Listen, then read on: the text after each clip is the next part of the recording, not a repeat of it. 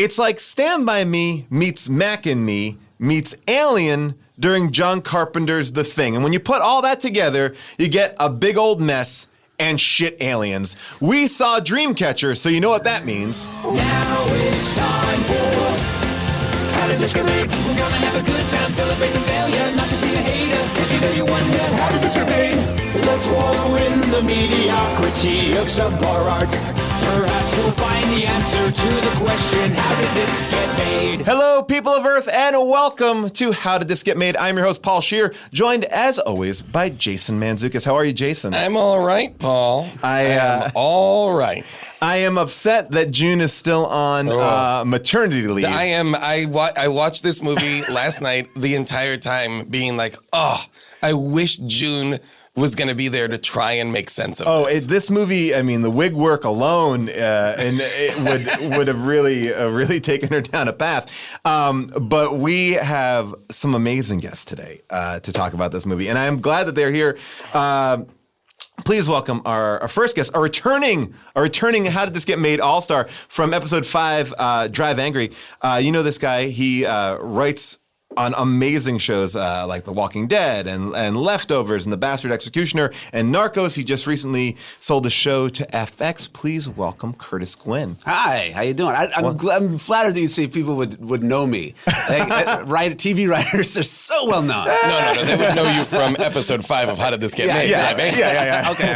The listeners to this podcast, that's what they you're an care all-star. about. You're on a Nick Cage episode, a classic episode. I appreciate it. And someone who I want to say right before we started recording said that he has read this book and watched this movie 3 times. That's right. Well, that's right. I was excited to bring you to this because I was like, oh, if there's somebody that could really talk about this movie, it will be Curtis. And I'm glad it worked out here. We also have another guest joining us today.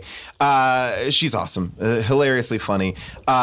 She has a brand new ABC digital show called Serious Music. You've seen her on Comedy Bang Bang, the UCB show, and Party Over Here. Please welcome Jessica McKenna. Oh, hi. Hi.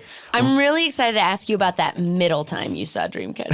I understand. I'm excited. Got to see the theater. I should refresh for this podcast. What's the middle time? The middle time is, I feel like, the one where you're like, I'm going to try and make sense of this. Well, I did see the middle time really was, I said it before we came in, that I had locked myself out of my apartment in New York City. So I had actually seen it by my own volition.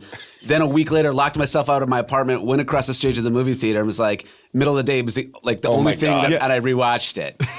So you saw it twice? In 1 week. You paid to see it twice in 1 week. Like $10, $11. But by the way, I would see this twice in the theater just because I rewound it many times going, what am I watching? And even when I tried to break down the plot, I was like, okay, so this is about, and again, just for you who've not seen it yet, I'll kind of, we're going to get into it. Of all the Stephen King stories, That's right. Yes. Yeah. I think it's all of them crumbled into one. So basically, if you were to really peel away all the layers of it, you would say an alien attack in a small town during a blizzard and 4 friends with psychic powers have to defeat it. I mean, that is, that is the most... But it has, yes. Yeah. But there's also the added...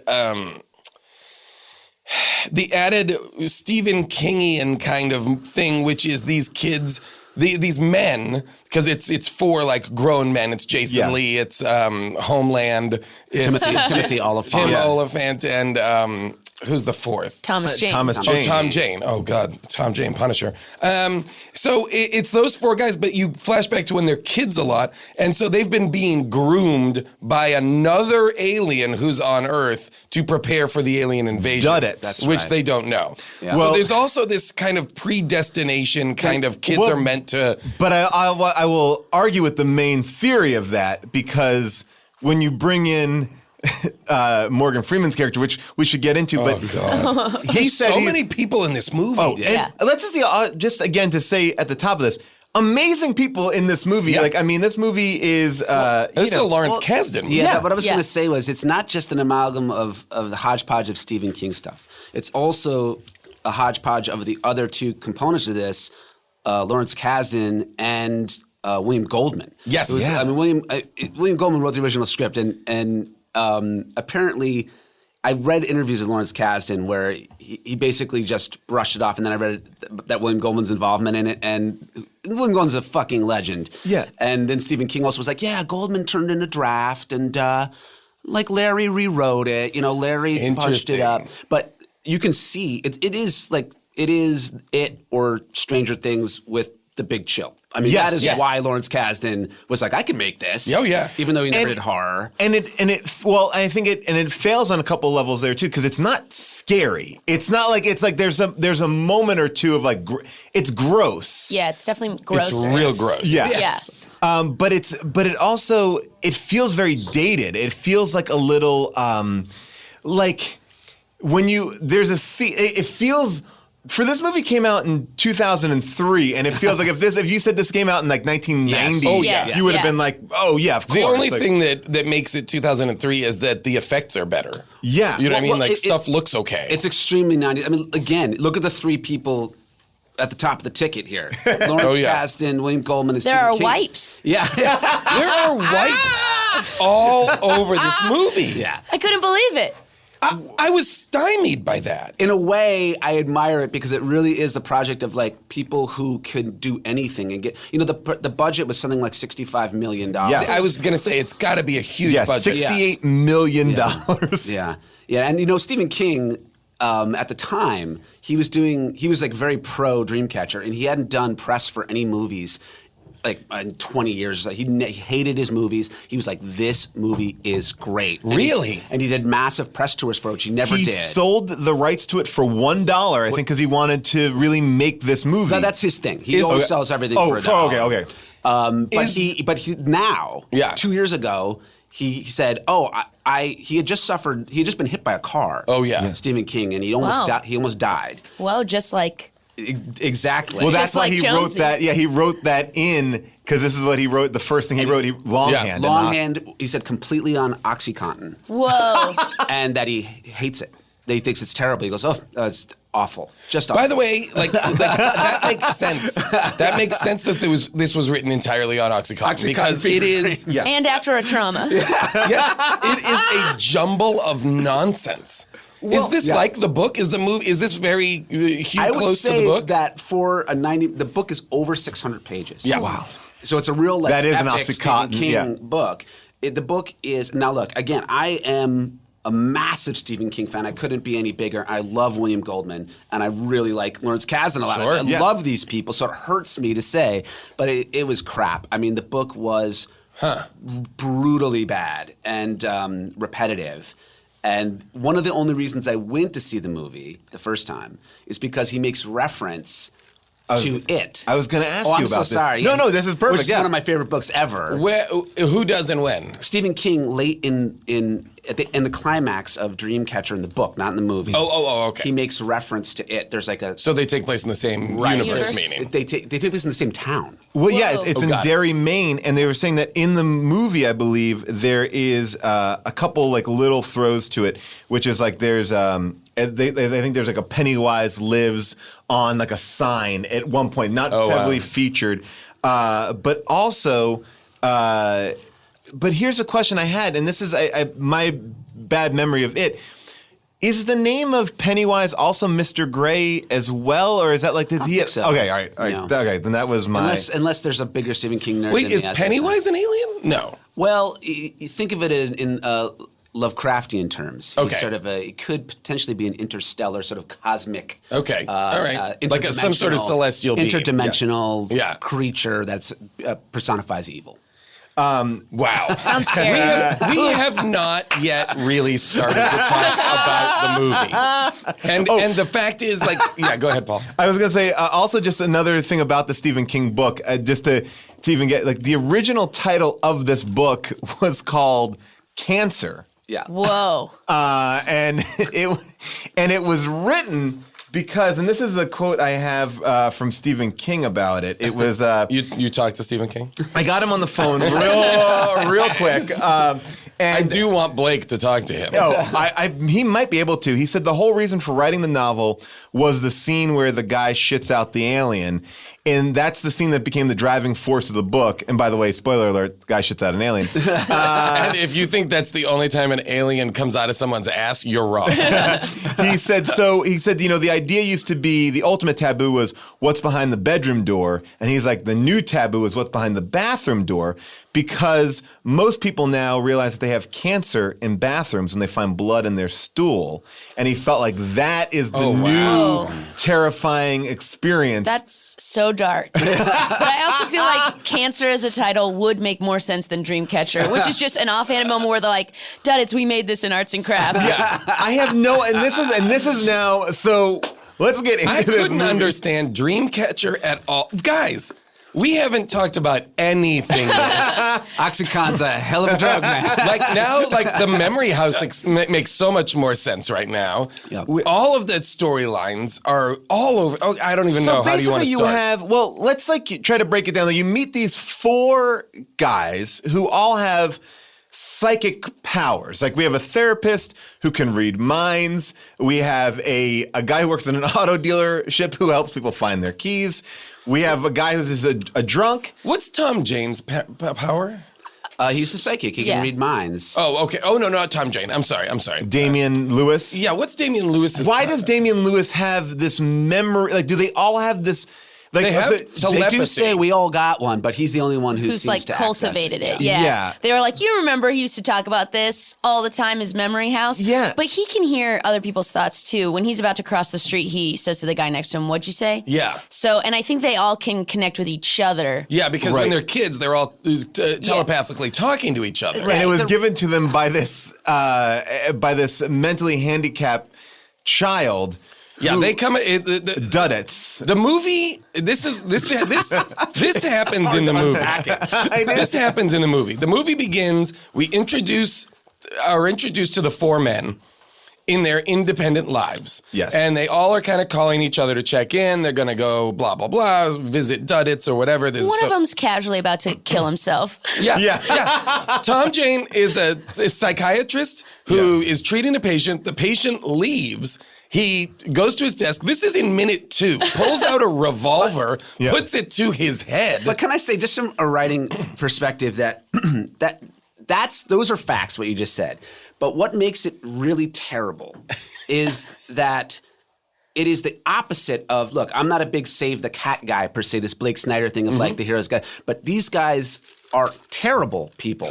The first guy, Thomas Jane, is like, you're a fat. He's like, you're a fat. He's writing negative thing about his fat patient, and then he like drives this guy, and this poor guy is talking about the opening monologue is about Carl's Jr. hamburger. Yes, that's what the guy's in therapy for. Yeah, and then he's awful to this guy, and then he puts a gun to his head, and you're like, you're immediately like, I don't like, he's too handsome. Yeah. He's got this gun against it. Fuck him. And I don't even understand why these guys are all slightly like, they seem broken.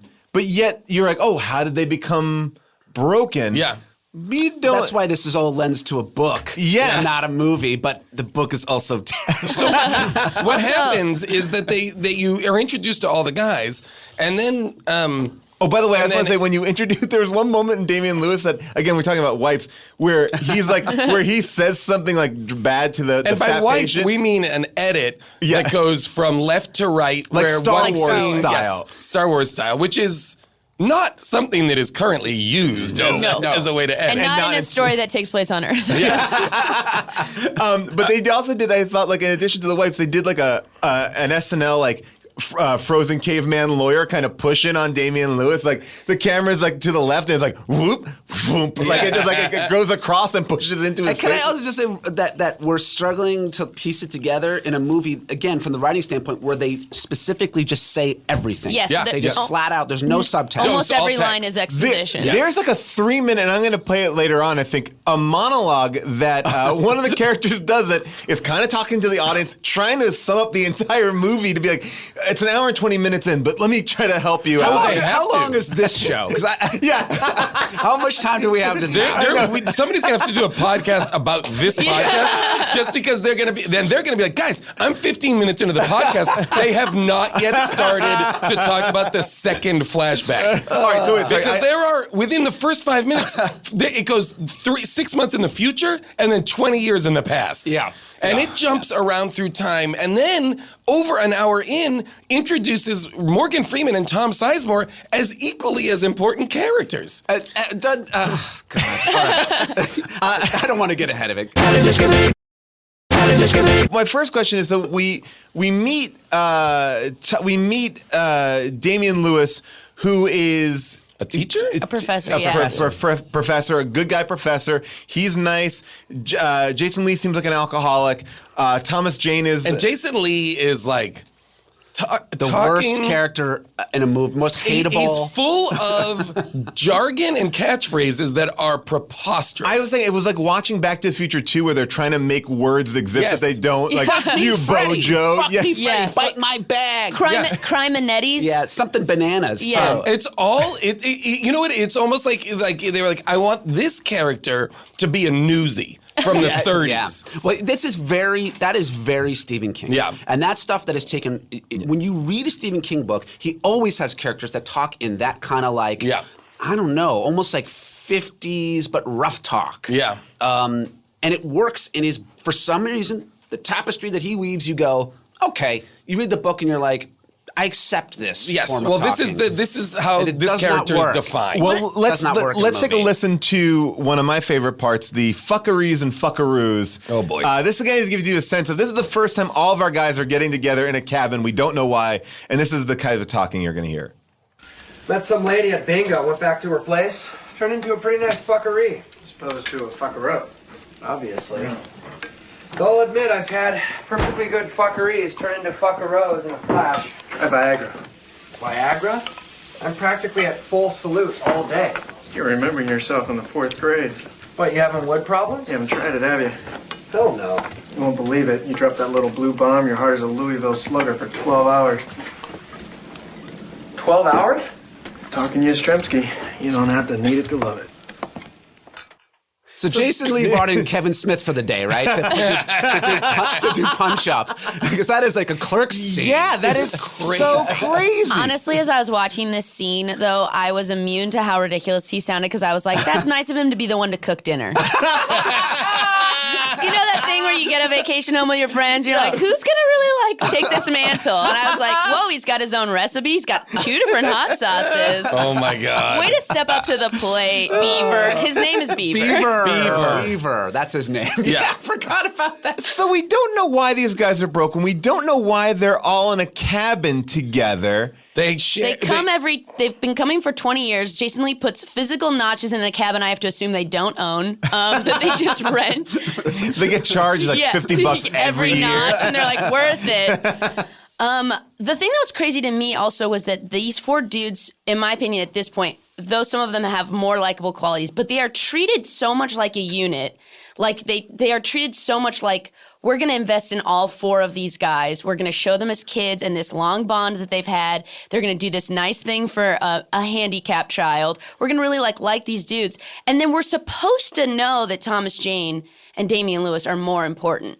Yeah. But and they also fall into that, like, that white guys that look kind of The same, similar. yes. Yeah. Yep. And especially with a blizzard going on and some of them are So covered. white. I'm like, all right, I'm glad that you at least have a beard that changes length throughout the movie. And then when they would flash back, other than the kid who is supposed to be justified, what's his name? Tim Oliphant. Oh, Tim Oliphant. Other than that kid, I couldn't tell who the kids were supposed to. Oh, no, and what's his name? Jason Lee's kid's got glasses, too. Red hair. But the other 2 were indistinguishable. Yeah.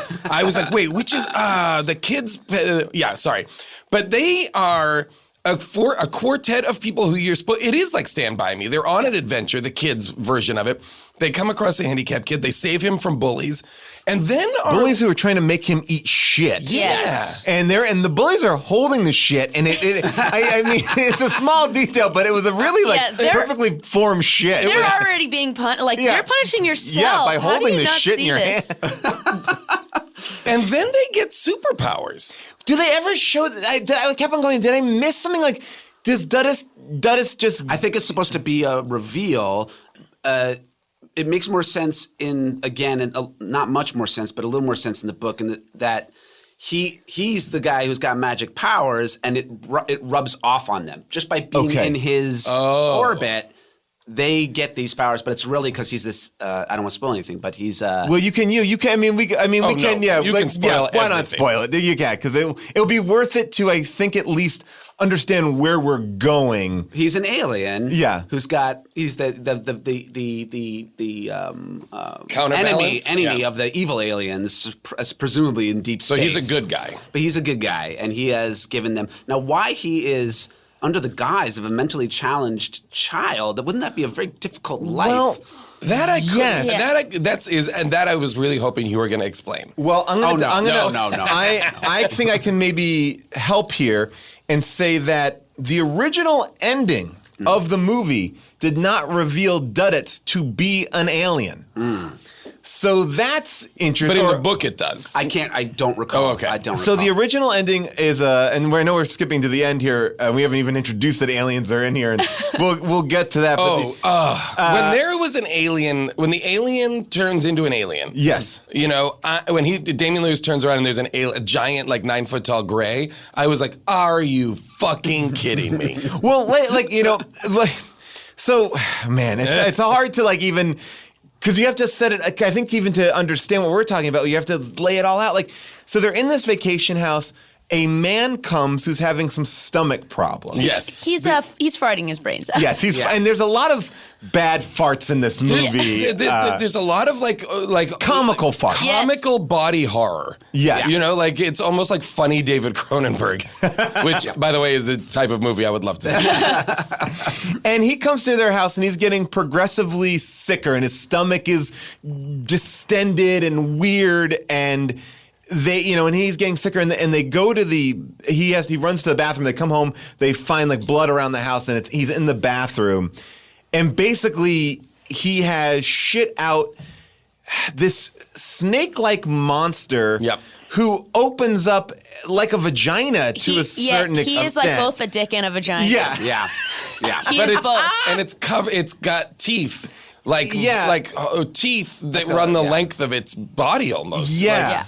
It's crazy. And it came out of his butt. It came out of his butt, and that's how these aliens, I guess it's like Alien. There's a bunch of shots where you see their butts blown open. Yeah. Because the guy falls off the toilet and you see his asshole blown open by this thing. Yeah. And so they trap this slug-like alien in the toilet. Okay, I want to talk about this scene for 1 hour. Yeah. They said this scene took days and days and days and days to shoot. Really? Really? Yes. Is it because he just kept being seriously, the toothpick? That's seriously what I'm doing? Yes, the toothpick. So they come home, they see this ultimate horror, the bathroom covered in blood, the man dead, his asshole blown out. They have this creature trapped in a toilet, and they're sit on the toilet, Jason Lee, and we'll trap him in there, and then I guess Thomas Jane or Damian Lewis. No, Homeland goes to get duct tape. He goes to get duct tape to figure it out. Which I believe he calls friction tape. He does call friction tape. He does call friction tape. And I was like, oh, some sort of special tape. Okay, that makes more sense. And then when he finds it and it's duct tape, I was like, no. That Brit. And I was wondering, is that because duct tape is a brand name? Oh. No. I think it is, but I think it is a Xerox Kleenex situation. Yeah, I agree. Okay. Okay, I was Then thinking why maybe it's a say British friction thing. tape? I have would no say idea. it's a British thing. Oh. I think that Damian Lewis probably friction tape. And then they're interesting. I've been their on this script- scene for 6 days. Fucking friction tape. So Jason Lee has one job. To sit on the toilet. He's not wrestling with the creature. But he also has one defining characteristic. One defining character trait that sets him apart from the rest of the guys is that in every frame of this movie, up until this one moment, he has a toothpick in his mouth. Mm-hmm. And while they were first interact with the alien, the thing that he drops are his toothpicks. So he's in now, I think we can all see, Curtis, this is probably as a writer, this is kind of the dilemmas that you like to create. Save the toothpick. Yeah, you have a character who needs his toothpicks, but there's an alien. This is the baby carriage about to go down the steps. It's this is really good stuff. And in the book, it still doesn't make sense. I believe he's either a former alcoholic or drug addict. I can't remember now.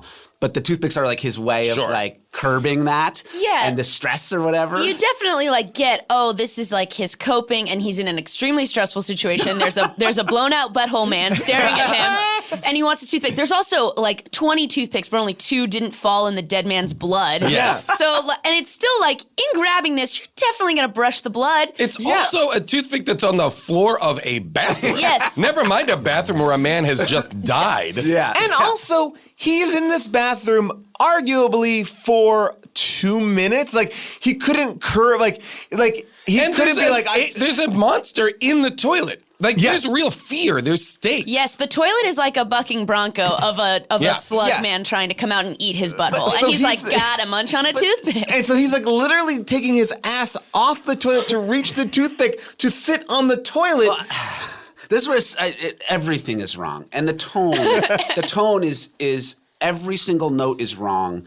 And they tried to make the whole thing funny. Yeah. These guys are laughing through all of this. Yes. Damian Lewis, in that scene, it's like a comedy scene you'd see in an improv show where someone's like, got to keep that alien in the toilet. Damian Lewis runs. It's dangerous. And then he comes back and he goes, hang in there, buddy. Yeah. And squeaking a bike horn. He's like, Jonesy, Jonesy. Yeah. And the guys who get in the car wreck, Thomas Jane and Oliphant get in a car wreck.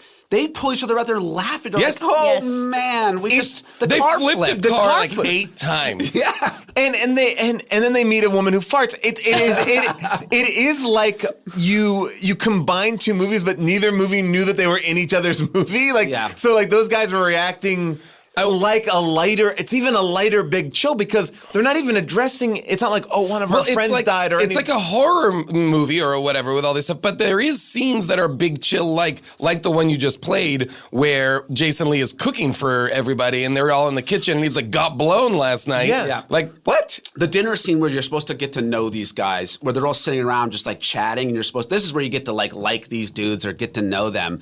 And they're just awful. They just, every one of them each one is less likable than the last at that meal. And you're so confused by it because also you meet these characters in these kind of extreme moments in the beginning. Again, who was again? I'm getting confused between Damian Lewis and Thomas Jane. Damian Lewis crosses the street, right? Yes. So he gets hit by a car. He looks like he's committing suicide because the cars are racing down the street and he just walks in the middle of it. He gets hit and he's like, that was 6 months ago I got hit by that car. But it's neither here nor there. It's not like, this is a celebration that you're finally healed. And he was warned. And that's the thing. They know they're psychic. They know they have psychic connection to one another. One of them, Jason Beaver, calls him. Jason Beaver. Be careful. And goes, be careful. I don't know what's going to happen, but something's going to happen. Yeah, be careful. And he goes, why? And he goes, I don't know. But wouldn't it have made even more sense if he was on the corner and a car just hit it, jumped the curb and hit he looked, again, as an audience member, I'm confused. Is he suicidal? We have 2 suicidal ones now and a drunk one. Yeah. But then there appears at the end to be some sort of reason why it happened to him. Right. They're because that makes him immune. Because he said he saw Duddits. So he's Duddits was calling me and I got hit, and then they, when he's dying, they're he's dead, he's dead. He sees Duddits again as he's in the ambulance. There's a lot of POV shots. Yes, yeah. And then he said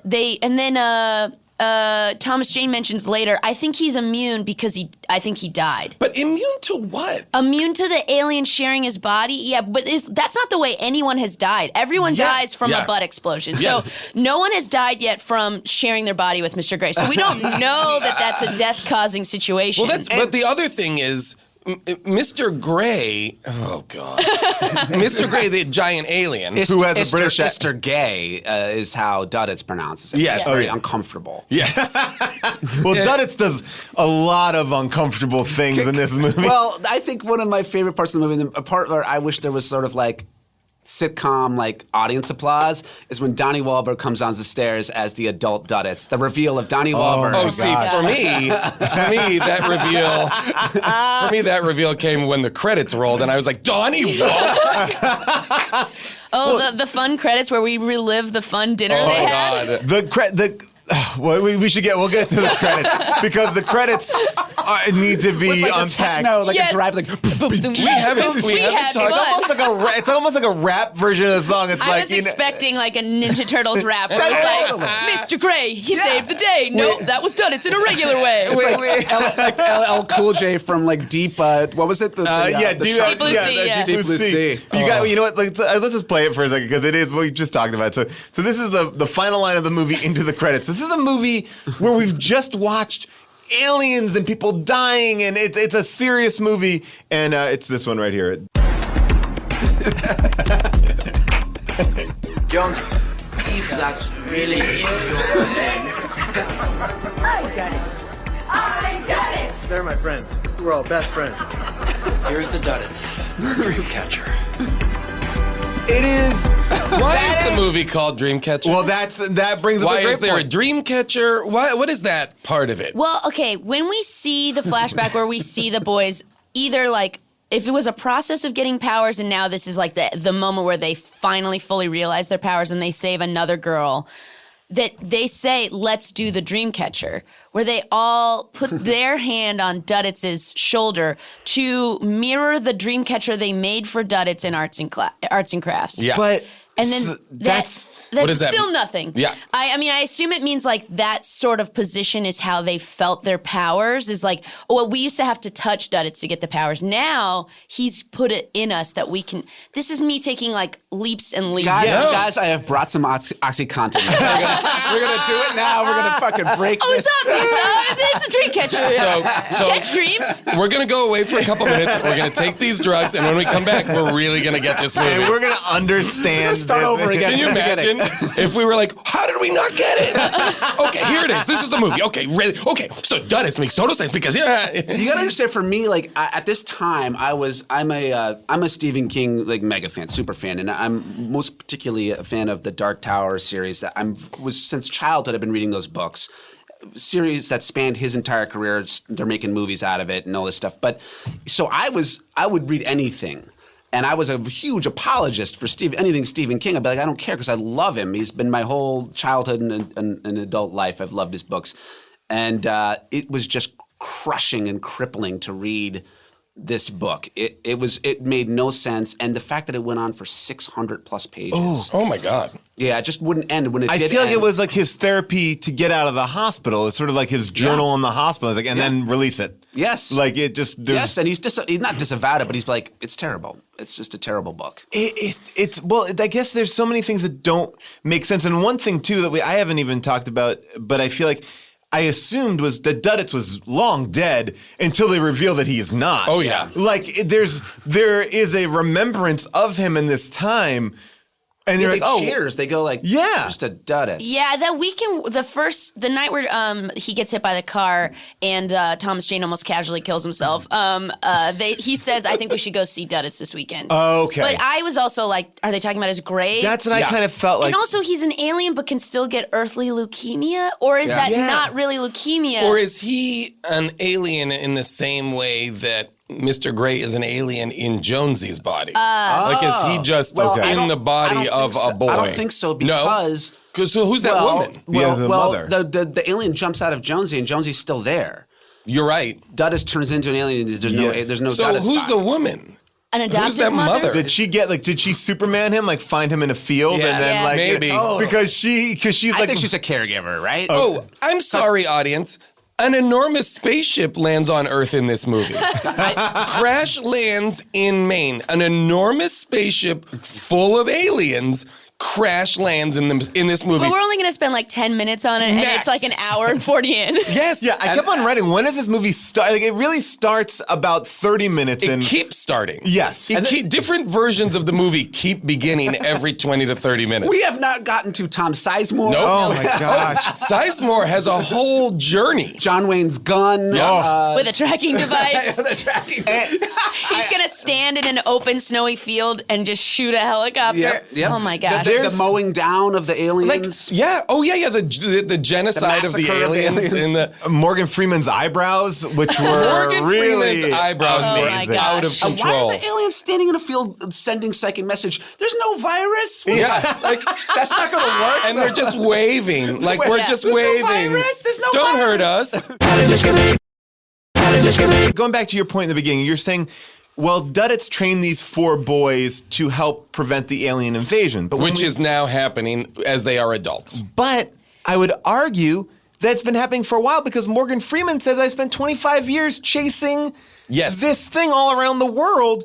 So Can't we assume that the next arrival of aliens will neither have Morgan Freeman nor the 4 boys to combat it? Well, I think he says in the flashback where they go to find the girl in the drain, which is just a normal sentence at this point. Drain girl? Drain girl, I have to breeze by. But Duddits... I also didn't like that her name was Josie. Yes, and there's Jonesy. And there's Jonesy, because Duddits couldn't say either. Yes. I couldn't understand what he was talking about. But they realized, looking back, that he said Mr. Gay, meaning Mr. Gray. So my thought is that these aliens have been here for 25 years, going back to when Duddits came, and there have been small skirmishes that the secret blue body army, Blue Boys, has to keep under wraps. But that there is a bad alien amongst this race of otherwise pretty peaceful aliens named Mr. Gray who wants to start the war. That's what Duddit says, is Mr. Gray wants a war. Yeah. I think they could even be from the same race, and that crash landing, they are nice women and children who are like... No, I don't think they are. You don't think they are? Because they turn... Oh, that's right, and they make it a virus. But Duddits looks like the same alien that... No, he looks different. He's different. He's a different color, and he's a little nicer. He also has a weird sharp tail. Yeah, I think they must be like neighbors. They must be like of a similar... And now can we get to Damian Lewis's Stewie from Family Guy impression? Yes. Oh, my God. Okay, so... Which is funny because he's British. Yeah. And he's doing a terrible... So once Mr. Gray, the alien, once the 9-foot alien disapparates into Damian Lewis... Yes. Damian By the way, great Lewis... disapparates. Thanks. Damian Lewis... Damian Lewis becomes... This is the part of the movie that was the most confounding to me. This becomes a movie in which his character is at war with himself, wherein who is controlling Jonesy's body? It becomes the mask. Yes, and Damien. Yes, exactly. God, I wish it had just become the mask and there had been a big mambo number. And they have 2-sided conversations where Mr. Gray is speaking in a hyperbolic British accent. Hello? Yes. Yeah. And then when Jonesy is speaking, nobody's moving, he's not moving his mouth and he looks stoic.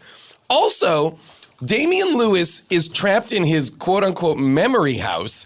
Memory warehouse. Inside his own mind, watching all the events of the movie happen out a window. Yes. A window that he looked in as a child. That part I could not make heads or tails And then also he's having interactions with Mr. Gray, the slug, inside his memory bank.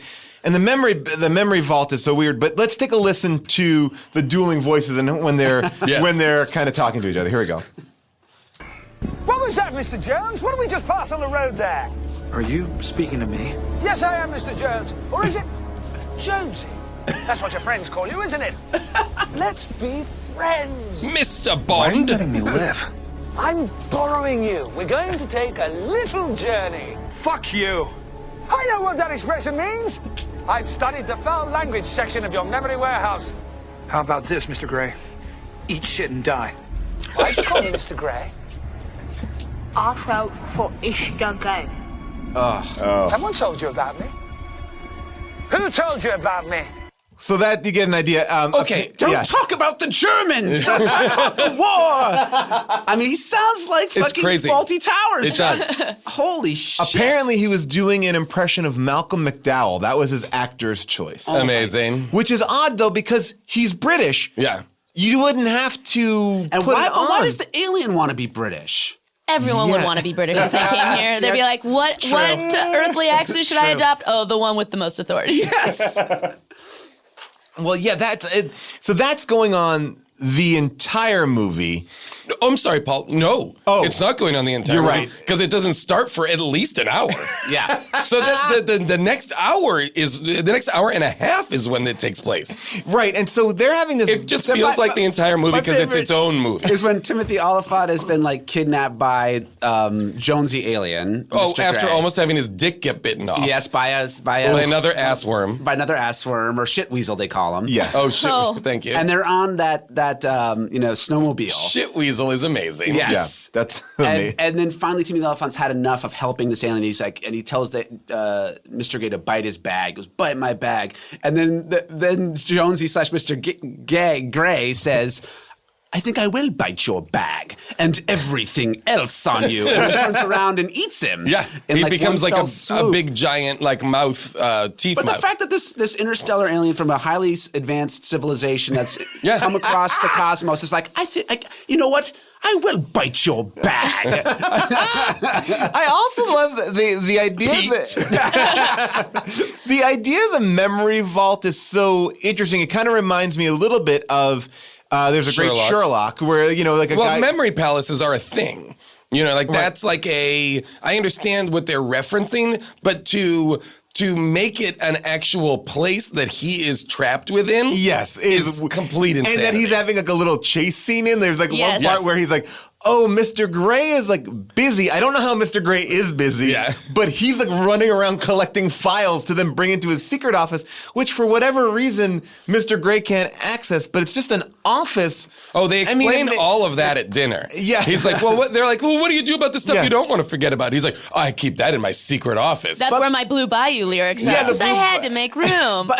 But that's also the scene where they say, I mean, it's just Beaver again going, I don't remember the warehouse. What's the mind warehouse? Like, come on, you know the mind warehouse. Yeah. No, I don't. Remind me. You know it, Beaver. You know what it is. No, I don't. Explain it. Come on, Beav. You know it. It's insane. Yes. It goes on forever. It's talking to the audience, which this movie I think does a lot. Like, oh my God, like, can you please like we need help. You got to explain it. And which goes into when Jason Lee is dying. There's so many great little clips. Jason Lee. Oh, sorry, Timothy Oliphant when he's dying. Sorry. Oh, okay, go ahead. Go ahead with Jason Lee though. Jason Lee at one point, Jason Lee and Damian Lewis are standing outside their cabin, and a helicopter is flying above them. Mm-hmm. Jason Lee keeps a toothpick in his mouth while he's trying to shout words at a helicopter. So he's trying to both bite down on the toothpick and say his lines of dialogue. Take the toothpick out of your fucking mouth. He's got to. And we gotta know that he'll do anything for that toothpick. Yeah. And they also are barely raising their voices and are trying to talk to people in a helicopter. Like, hey, down here.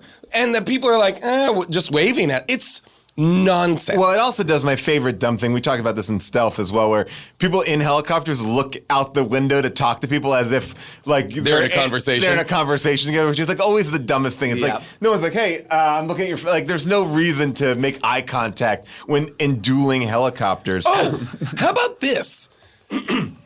This blew my mind. So, Tom Jane and Tim Oliphant are in a car accident because they find also a gassy person. And Tom Jane's like, okay, I'm going to go get help. Tim Oliphant, you stay here. Tim Oliphant gets drunk with the gassy woman, okay? Very drunk. And a shit weasel comes out of that gassy woman, blah, blah, blah. But before that, Tim Oliphant just apropos of nothing goes, you know what I think? I think my friend Duddits is an alien. Well, that's it. This is like so. I was like, whoa, wait a minute. He explains the whole plot of the movie. Take a listen. Yeah. This is amazing. Here, listen to all the exposition. Folks, there is one issue I'd like to bring up, just in case I should, kick the bucket out here, turn into a goddamn pizzicle. Nailed it. Not that I think that's inevitable. I'm sure Henry or Jonesy or Beaver will be coming to get us soon. They're my friends. We're all best friends. I'll be very candid with you about this. So please, don't get freaked out or think that I'm some kind of weirdo who you shouldn't meet for the best fried clams in Maine. Just some innocent fried clams at the West Wharf. You see the four of us. As best friends, we all have this other friend by the name of Dud. Oh, my Our God. friend Dud as well. This He's is not your average crazy. old buddy. One day, a long time ago, he gave us all this kind of gift. This ability to know things. To This is in the movie. talk to each other I love the without composer's talking sting. at all, Oh, yeah. Just mind to mind. Do you see what I'm getting at? I think maybe our friend Duds is not from this planet. I What? think Duds is from somewhere else. And he came here to prepare us for something. Crazy. Perhaps the events of this movie. Talking shit about the only perfect person I ever knew. Perfect person. So that's goddamn not shit. good. I can't believe he's a human. And we should be singing his praises, not questioning what galaxies. I gotta pee.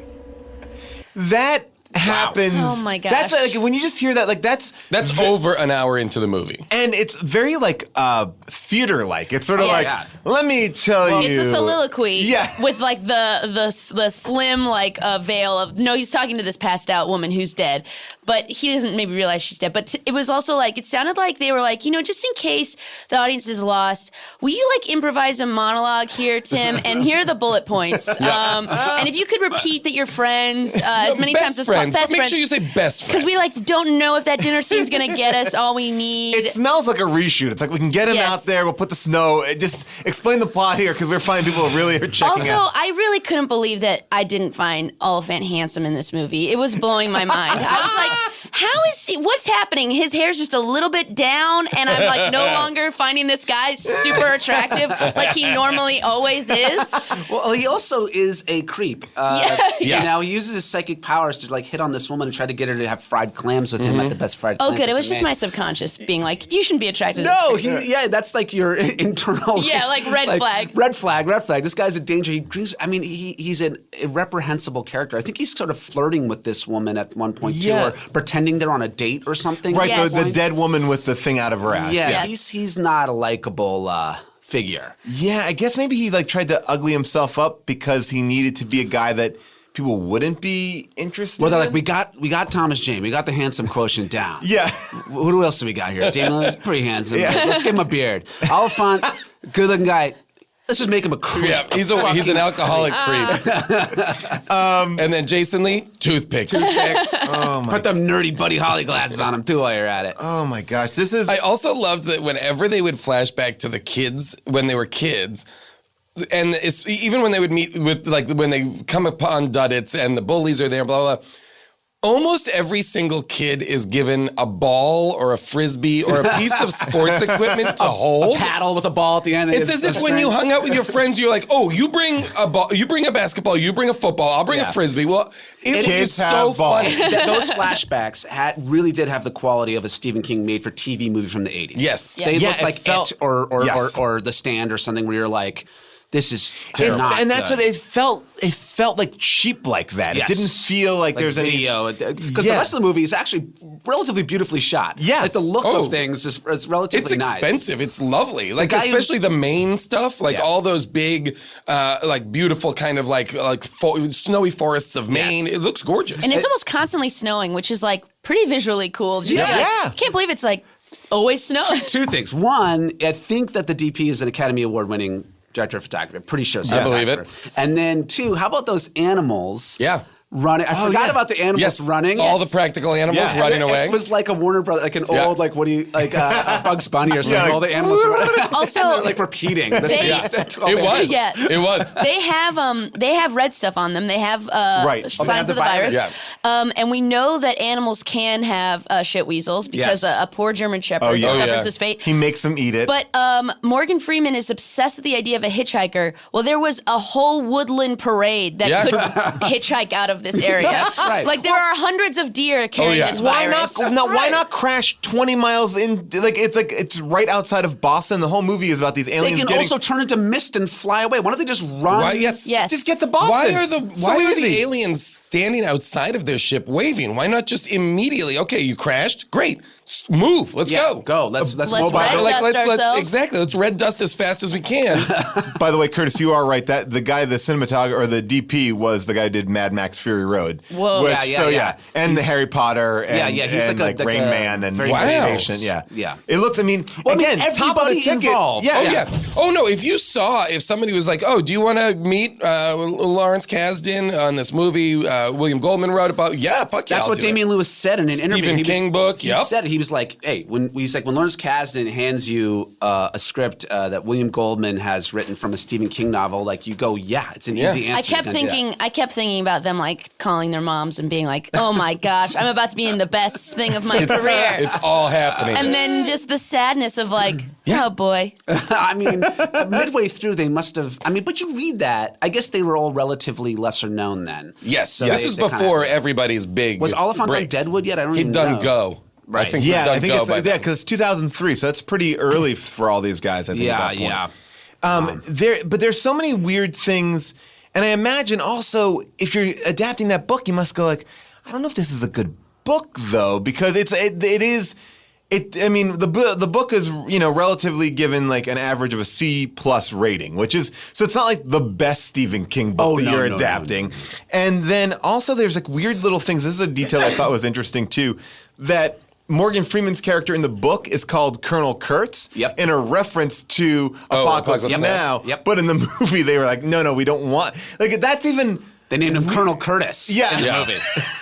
Which, I appreciated, but still, ridiculous. It's just a weird thing. And to talk about this ending. Still haven't talked about Sizemore. Oh, my gosh. We got to get into Sizemore. And the finger shooting off. Oh, yeah. There's a lot of finger and dick The eating. eyebrows on Morgan Freeman were like crazy. Prosthetic eyebrows. There's a part where Timothy Olyphant, the shit weasel, grabs onto his dick, and then he like continues to kind of talk and interact. I'm like, that guy, your dick is bitten off, and he is not acting like he's. He didn't get it. I don't think it was. He says it tried to bite my dick. Oh, okay, so it just got like in the area. Yeah. Okay, all right. And then he said, I always thought my ex-wife would do that. Yeah. He throws out like a fucking like Borscht Belt. An ex-wife zinger. Yeah, Catskills comic. There's so many lines that are masquerading as quips in this movie. I mean, it's like old guys, middle-aged guys who wrote and made this movie that should have been made by young, aggressive filmmakers. Do you guys think that William Goldman and Lawrence Kasdan were just ahead of their time, and that this is an allegory for the refugee crisis, where refugees are crashing ships into our shores, and they are trying to spread their virus. Their virus. Yes. The virus of terrorism. MAGA. Yes. Well, Right? that's MAGA. That's Make America great again, guys. That's the H.P. Lovecraft thing, and who Stephen King's really influenced by. H.P. Lovecraft wrote all these Cthulhu stories that were very. They weren't really that big in their own time, but all these guys, King and all these guys, were super influenced. He was an insane racist and xenophobe. Really? Oh yeah, H.P. Lovecraft? Really? Horrible racist and xenophobe. And all his books, that's what they're about. Really? It's all really? things coming out of the ocean to fuck the women and take the from the erudite professors and steal for the white people and take their stuff, and from outer space. It's all references to boats and planes coming to America. Wow. And there's always a section in some H.P. Lovecraft story where they meet like some swarthy Middle Eastern like weird cultist, and it's dangerous. All right, I'll audition. Where are we going with it? So to talk about the end of the book, the end of the movie. So the end of the book. So they get Duddits at a certain point. Duddits confronts the alien. They have like an alien fight, and then Duddits dies. The alien fight is so anticlimactic. When Duddits turns into an alien, he's an alien for like 15 seconds. They stab each other with their tails. A shroud appears over them, and they die. Yeah. Well, I think because it's all a reshoot. Yep. Because, all right, so in the book, this is what happens. In the book, it seems like, well, I know, in the book, Henry and Duddits use their powers to smother Mr. Grey with a pillow. With a pillow? Yes. I don't remember inside that at all. Jonesy's mind. What? How do they get in his mind? I don't know. I think he can pull them in, can he? Oh, my gosh. So that's the end of the book. So you want to talk about anticlimactic? Like that pillow? A pillow? Yeah, kills the alien? Yes. Now, in the original version of the movie, And it takes two of them to push a pillow onto his face? and in the movie, instead of turning into an alien, Duddits just does that thing with his finger where the swirly thing happens, and then the air gets all swirly, and then it turns into a beam of light that shoots the alien back into a wall and it explodes. and then Duddits shouts, "I Duddits," and he falls down dead. Yeah. And then they all go visit his gravesite, and they sing the Blue Bayou song at his gravesite, which I do have a clip of. This is the original ending? This is the original ending. That's and how it should have ended. Yes. And his gravestone has the Blue Bayou lyrics on it, which don't seem to connect with Duddits at all. It seems like that was their thing. It wasn't like Duddits sang Blue Bayou. No, they sang it to him to calm him down. okay, got when it, they were okay. trying to make him eat shit. And right. like I said in the book, there's this at this climactic moment. There's this big major reference to it. It says Pennywise lives, and there's actually a statue, and there's a little inscription from the kids from it saying Bev and all the kids from it, and saying the Losers Club for all the lost out there, and it's a whole huge it reference that I think there should be a policy that you don't reference better things that you've written in your. It just reminds people how shitty the thing that you're reading is. Or it's just like a coda to remind them that they have other work. Like, but remember this, don't be too mad. You'll Available at Amazon.com. Yeah. But it's also like, I feel like those are the nuggets that you throw in so people buy the book. It's like, hey, they have a whole thing about Pennywise. That's right. Oh, shit, it's like It a got sequel. me to see the movie. Right, I yeah. was like, oh, maybe there'll be some it stuff in this movie. Because it's like, it just is enough to be like, all right, yeah. Okay. But yeah, without that. Obviously, we have a lot of opinions about this movie. I want to take a moment to hear some second opinions. Also, before we get into that, I want to remind you that Blake Harris is on the case. He has been doing these amazing interviews with people from Stealth all the way back to Sleepaway Camp. And he... hopefully we'll get in touch with somebody from Dreamcatcher, and everyone's kind of talking, so maybe we'll see. Even Lawrence Kasdan was like, this movie put me in jail for a long time. William Goldman didn't write another movie until like a year and a half ago. So crazy. He said Good Will Hunting, right? He had a movie with Tom Hanks that he couldn't get made. Really? Yeah. He's like, I had everything ready. He goes, a novel that was written by Richard Russo, the guy who wrote Nobody's Fool. He's like, we were all ready to go, and like, nah. The movie lost, over like $40 million. I would assume so. This is bananas. So definitely check out our mini episode where Blake will have somebody there, and also on Slash Film. But now let's get into some second opinions. Second opinions from top to bottom. Crazy movies are fun. They're not your first, but they're gonna be a second. From the depths of Amazon they come. Second opinions for everyone. Second opinions. These are second opinions culled from Amazon 5-star reviews. These are all 5-star reviews of Dreamcatcher. There's so many good ones here. Okay, let's start here from Mike. He writes, "This isn't the book. How can it be? Get over it already. Why are you making comparisons, okay? It's a small group of people's interpretation of the story that they read, okay? If everything was meant to be taken verbatim, then I imagine Stephen King would have done it himself. Do yoursells a favor, put your expectations in the trash. You'll have more fun in life. 5 stars. You'll have more fun. Put your expectations in the trash. Signed Donald Trump. If you expect trash, you're going to get trash. I'm going to put that on a pillow. Put your expectations and I just smother smothered an myself. alien. Yeah. Oh my God. This is from Jonah Fight. I like to ski, so having this movie done in the snow and having it involve aliens totally sold me. I hope those worm monsters don't come to Pittsburgh. I'd squash them. 5 stars. Oh my God. I Likes like to ski. Just like This is- no. His reviews also double as like slight singles ads. Check me out if you also love skiing and live in the Pittsburgh area. Right, look out. If you act wrong, I'll squash you. This is the one that I like too. It's just simple from Doc. Brilliant. I think he's actually reviewing the book. Brilliant, brilliant, brilliant. How does a man have elements of such a book floating around in his brain? Oxycontin. 5 stars. That's it. Just impressed that a man can create 5 stars. And then this one I like because it goes on a journey. By Doppelganger. There's just a cozy feeling to it. Stephen King style humor mixed with gore. It's a great movie. And I even like the story. I mean, okay, it's not great, but it's really good. Especially when you have to stay inside if you get like the flu or you have a broken leg. What? Hit by a car. Yeah. Regardless, it's definitely worth a look. I mean, look, I've never met anyone who hated it. And if you don't love it, you'll probably just be glad that you saw it. And then you'll move on to your next scary or funny Sunday rainy day movie. But again, this is one of my favorite movies. And everyone's got a few of those. So I know you'll understand. 5 stars. Oh, wow. That sounds like Timothy Oliphant's drunk. Hey guys, seriously, folks. Listen, we're all friends, so we have to be best friends and understand that sometimes movies might not be for you, but sometimes they are when you're best friends and your friend's an alien, and you need to stay in on a rainy day. That's just me. Sorry. So anyway, so I don't hope need you to bother. understand.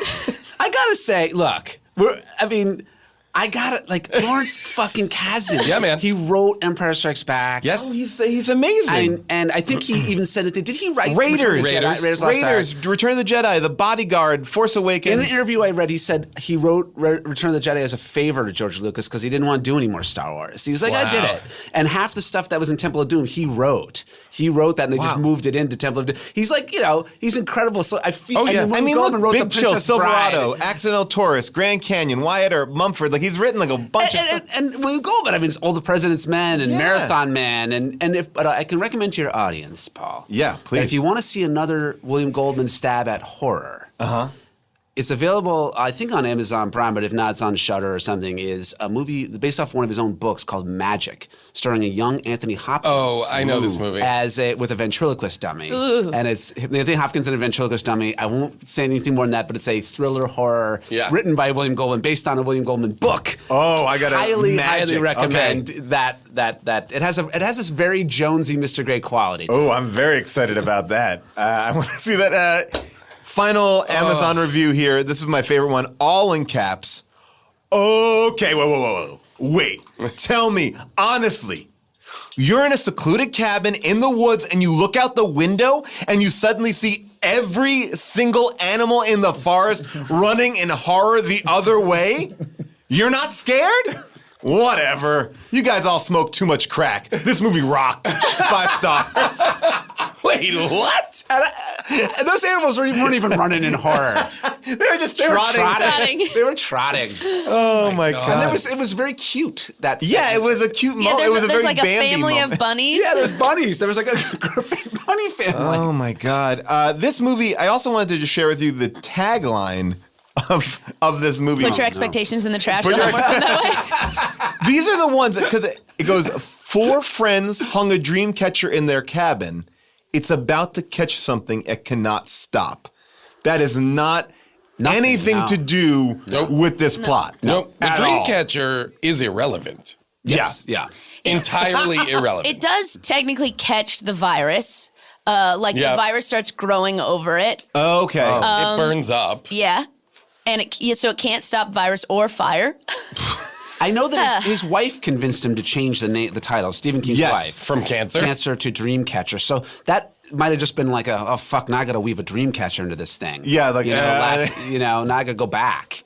So yeah, you're right because it doesn't feel. No, I mean, again, there are a lot, and I think when Stephen King fails, and you would probably be able to speak to this more than I, Curtis, but when he fails, it's only because he's put too many ideas into something. Because there are a lot of singularly good ideas in this, like the idea of that gestating alien that comes out of your ass. That's like there are moments like in a cabin, very thing-like, can take over your body, but it just then I cut him slack. He had been hit by a fucking car. Sure, he almost died. He wrote the Stream of Consciousness. I completely cut him slack, of course, because whatever, he's fucking great. But it was all the ways in Stephen King can be bad.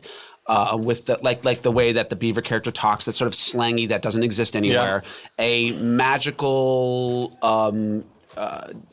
kid challenged, but like either mentally challenged or he'll go to the well often with like people who are disenfranchised in society, marginalized in society. They're always magical, and he comes from a generation like the baby boomers where that is like obviously we make fun of it now. There's like the magical Negro in a movie or magical this. He's from that generation of guys, so it's every bad habit and cliche of that generation of guys thrown into a science fiction movie. But, and again, I'll cut Stephen King the slack because he wrote it injured on OxyContin, I won't cut any of these other dildos any slack But why for reading that book and being like, oh yeah, why can't it just be relegated to the trash heap of like, that's Stephen King's worst book? It's a bummer. It's his worst book. But everybody was like, nope, we got to make an $80 million movie out of this. Yeah. Or why don't you go, you know what? This Stephen King book is a little messed up. How can we cut out the make stuff more that's sense of it? and streamline it? No, everyone's got to like. That's the other problem too, is that he tried to be too close to the material of the book. Whereas, Stanley Kubrick's like, oh, this is whatever. I'll take the names of the characters in a hotel with ghosts, and I'm going to make an awesome, incredible movie. That Stephen King hates. That Stephen King hates, yeah. Probably he likes the Steven Weber version, right? Every person probably just picked their favorite major plot that there are like 6 of in this movie and insisted that their favorite was in, and then that's how like the movie was like exactly the same. All right, well, obviously this is the time where I don't know where you all fall on this, but we'll say, would you recommend, knowing that we're watching movies that are, they're bad good, or good bad, would you recommend this to someone to see? I'll start and say, I do. I was thoroughly entertained, and we didn't even touch on bigger things. We barely like. Here's what I'll say. When the movie started to focus more and more on Morgan Freeman and Tom Sizemore and the army and all that, I lost steam pretty hard. Up until then, great, loved it. Yes, I'm so sorry. Did you want to go? No. Go for it. I've seen it 3 times. So, yes, I would absolutely recommend it. If for nothing else, just the Jonesy, Mr. Gray mask, that stuff was so funny to me and jarring. That alone is worth the price of admission, and the animals running also really sold.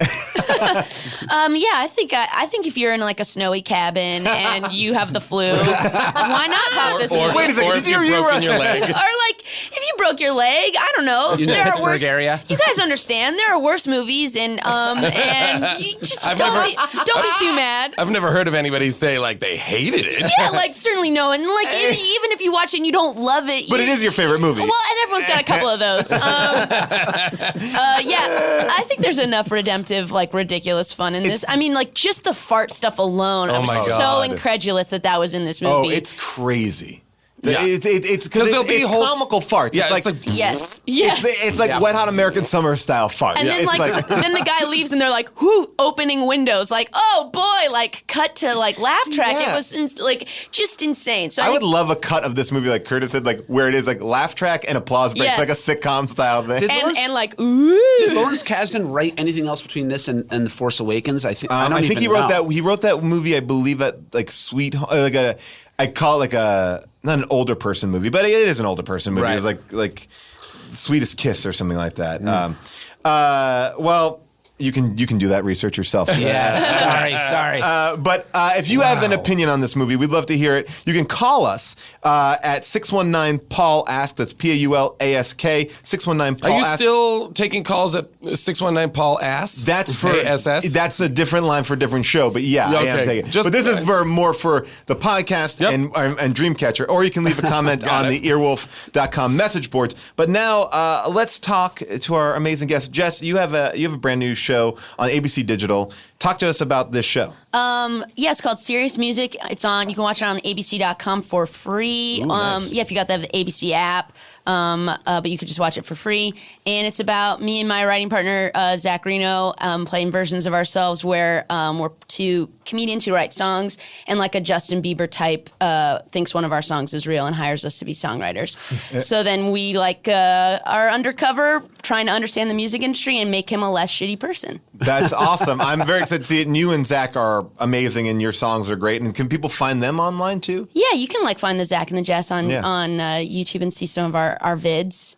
Some classic vids. Classic vids. We'll check those out. Watching those vids? Yeah, just watch those vids. Curtis, do you have anything you would like to talk about? Fuck no, I'm a TV writer, so I wander the hills, just crying, waiting for the next gig to come in, and being upset. So there's nothing I can particularly plug. But we now. can plug your Twitter or your Facebook or your Instagram. Sure. Yeah. If you want to see my adorable dog, you can come follow me on Instagram or Twitter or whatever. It's just Curtis Gwinn. That's awesome. And Jason, what do you got to talk about? Nothing much, really. All right. I will plug that we will be in Anaheim later this month for the Now Hear This Fest Saturday night. You can come check that out. Go to nowhearthisfest.com. Also, check out Blunt Talk. I'm on that for a couple episodes this season. And make sure you check out our mini episode next week. You can check out Blake's article on Slash Film. He just talked to the technical advisor of Stealth, and it was a great interview. And you can follow us at HDTGM on Twitter and on Facebook. A big thank you to our engineer, Sam, Avril Halley, who from Movie Bitches, who cuts all of our clips. She's amazing.